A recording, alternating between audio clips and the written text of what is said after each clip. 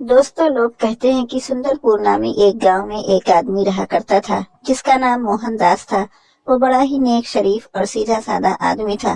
وہ لڑائی جھگڑے سے ہمیشہ دور رہا کرتا تھا۔ لوگ اس کی بڑی عزت کرتے تھے۔ اسی گاؤں میں ایک ساہوکار بھی رہتا تھا جس کا نام گوپال چندر تھا۔ گوپال چندر بڑا امیر آدمی تھا اور موہن داس کا دوست بھی تھا۔ گاؤں میں ایک غریب اور ایک امیر آدمی کی دوستی بہت مشہور تھی۔ ہوا یوں کہ ایک بار موہن داس کو کسی کام سے گاؤں سے باہر جانا پڑا، تو وہ اپنی جمع پوجی ساہوکار کے پاس بطور امانت رکھنے کے لیے آیا اور بولا، دوست، میں 2 مہینے کے لیے ایک ضروری کام سے گاؤں سے باہر جا رہا ہوں۔ میں نے تھوڑا تھوڑا کر کے کچھ پیسے اکٹھا کیے تھے تاکہ آڑے وقت میں میرے کام آئے۔ میں ان پیسوں کو تمہارے حوالے کرنے آیا ہوں۔ تم ان کو حفاظت سے رکھنا اور جب میں واپس لوٹوں تو میرے پیسے مجھے لوٹا دینا۔ کیا تم ایسا کرنے کے لیے تیار ہو؟ ہاں ہاں، کیوں نہیں میرے دوست، یہ کون سا بڑا کام ہے؟ اور تم اپنی امانت مجھے دے دو، میں اپنی جان سے بڑھ کر اس کی حفاظت کروں گا اور وقت آنے پر میں اسے لوٹا دوں گا۔ اب تم اطمینان سے جا سکتے ہو۔ شکریہ میرے دوست، تم نے میری پریشانی دور کر دی۔ اب میں اطمینان سے وہاں رہ پاؤں گا۔ اچھا، چلتا ہوں دوست۔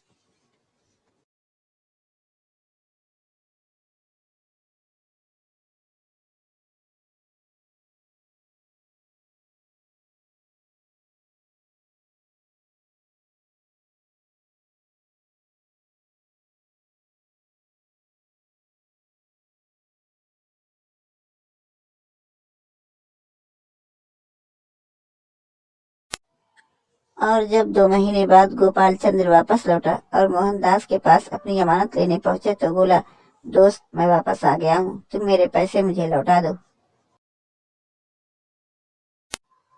کیسے پیسے؟ دوست، تم کیسی باتیں کر رہے ہو؟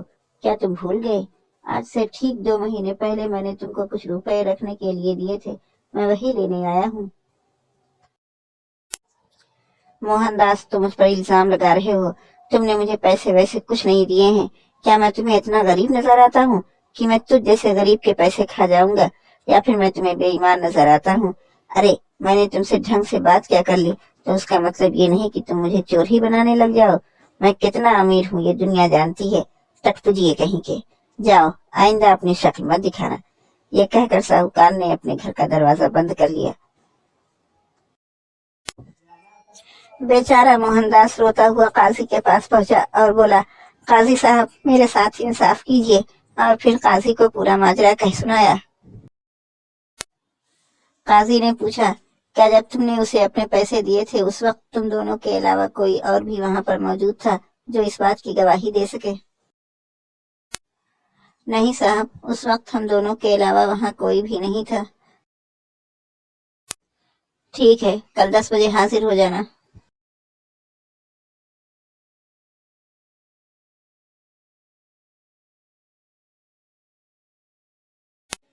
اور پھر دوسرے دن صبح 10 بجے قاضی نے گوپال چندر کو بلوایا اور اس سے پوچھا کہ جو کچھ موہن داس کہہ رہا ہے کیا یہ سچ ہے؟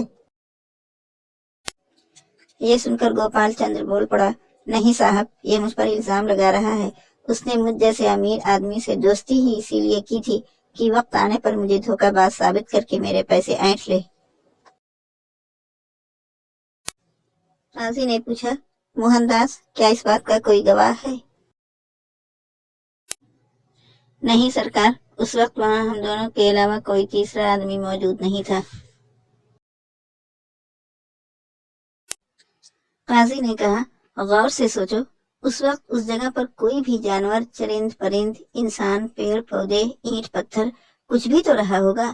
جاؤ، ان میں سے کسی ایک کو بھی حاضر کرو، اور جب تک تم ایسا نہیں کرو گے تب تک تمہیں تمہارے پیسے واپس نہیں ملیں گے، بلکہ الٹا تمہیں قید خانے میں ڈال دیا جائے گا، ایک شریف آدمی کے اوپر الزام لگانے کے جرم میں۔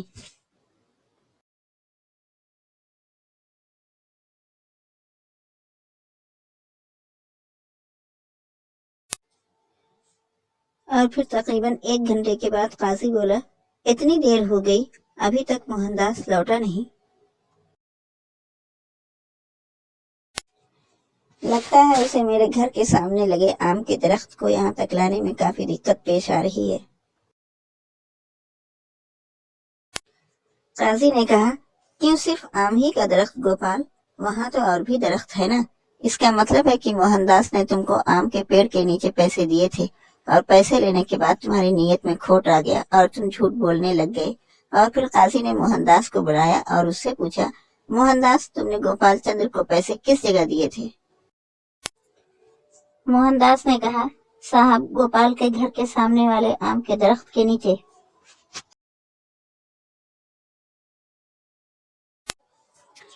गोपाल चंद्र बोला, नहीं साहब, मोहनदास आया है, मेरी ही नीयत बदल गई थी, मुझे माफ कर दो साहब, मैं वादा करता हूँ मैं उसके पूरे पैसे लौटा दूंगा और अब आइंदा मैं ऐसा कोई भी काम नहीं करूंगा।